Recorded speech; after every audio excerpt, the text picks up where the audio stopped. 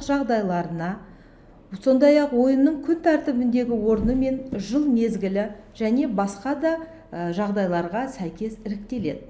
Педагог алдымен ойынды түсіндіреді, сосын рөлдерді бөледі және балаларды орналастырады. Жылдам қимылдайтын ойындар 3-4 рет, ал баяу қимылдайтын ойындар 4-6 рет қайталанады. Қайталау арасындағы үзілістер 0,3-0,5 минутты құрайды. Қимылды ойынның жалпы ұзақтығы 15 минутқа дейін созылады. Спорттық жаттығулар бұл өзара шанамен сырғанау, шаңғымен жүру, велосипед, самокат тебу, жүзуге дайындық сынды өзара іштей бірнеше бөлімдерден тұрады. Мәселен, бір-бірінің соңына тұрып кезектескен алдымен алға жылу, қиылысқан бос жерлермен жүру, бір орында тұрып айналып оңға, солға аттау, екі жаққа шеңбер жасау, шырша жартылай шаршы адымдап төбешікке шығу сынды шаңғымен жүру әдістерінде меңгеру керек. Конькимен сырғанауда өз бетінше бәтеңкені конькимен бірге кию, конькимен тепе-теңдікті сақтау, екі аяқпен жүгіріп келіп сырғанау, сырғанау барысында оңға, солға бұрылу, конькимен түзу бағытта шеңбер бойымен сырғанау мәселелері қамтылады. Ал велосипедпен, самокатпен жүруде шеңбер бойымен және тура жолмен қос дөңгелекті велосипедпен жүру амалдарын, оңға және солға бұрыш жасау, оң және сол аяқпен итеріп самокатпен жүру сынды әрекеттерді меңгеру қарастырылған. Жүзуге дайындықта судың таяз жерінде отырып және жатып, аяқпен қимыл жасау, судың ішінде қолымен алға, артқа жүру, иек көз деңгейіне дейін суға отыру, суға бетін батыру, суға үрлеу, басын батырып отыру, хауыздың қабырғасынан екі аяқтап күшпен алға ұмтылу жаттығуын жасау, шалқасынан және кеудесімен сырғанау, суға дем шығару, баланың өзіне ыңғайлы кез келген тәсілімен жүзу сынды әрекеттерді қарастырамыз. Ал енді спорттық ойын түрлері.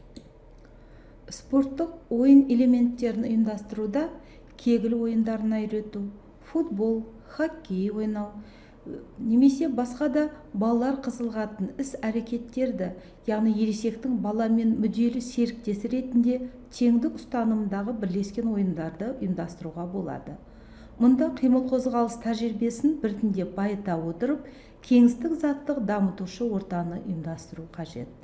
Дене шынықтыру мерекелері мен ойын сауықтарына дайындықпен оны өткізу барысында педагог балалардың бастамашылдығын пайда болатындай жағдай жасауы керек. Мектеп алды даярлық балаларымен дене шынықтыру ойын сауықтарын айына бір рет 40 минутқа дейінгі ұзақтықта өткізу ұсынылады. Бос уақытты мақсатты түрде таза ауада күннің екінші жартысында өткізген дұрыс. Оның мазмұны құрамына балаларға таныс жаттығулар, ойын эстафеталар, аттракциондар болады. Дене шынықтыру мерекесі жылына 2 рет. Ал дене шынықтыру сабақтары 2 айда 1 рет өткізіледі.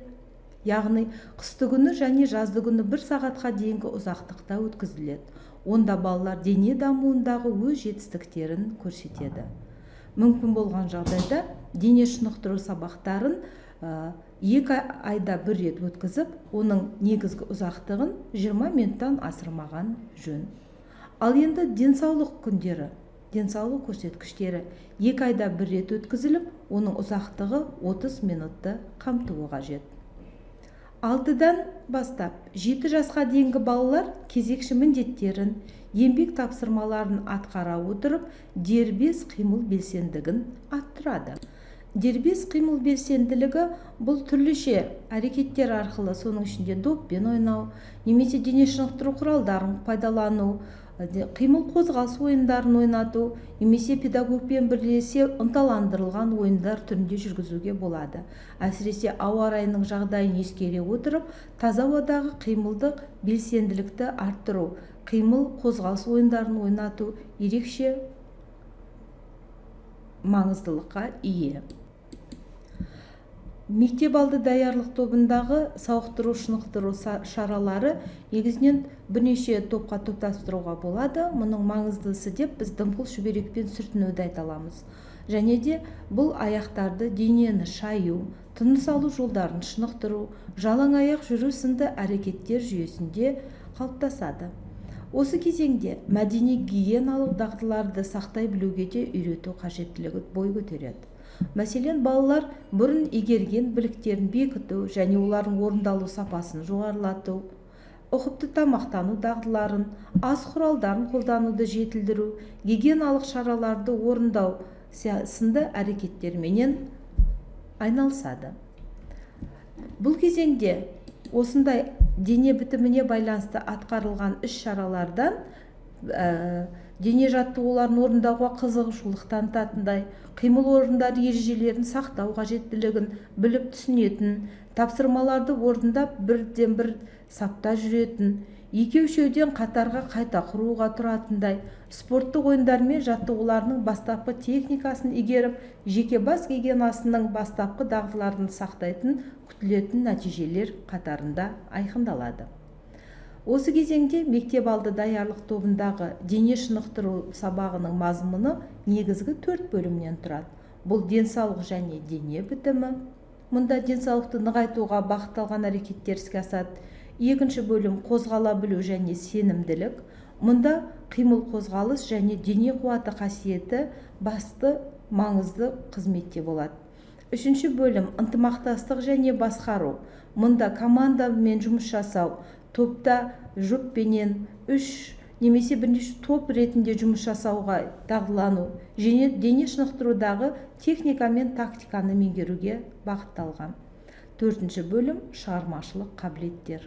Яғни дене шынықтыру барысында баланың өзіндік идеясы, өзіндік қимыл қозғалысты басқару қабілеттері толық айқындалып, шығармашылық қасиеттері дамитындығы айқын.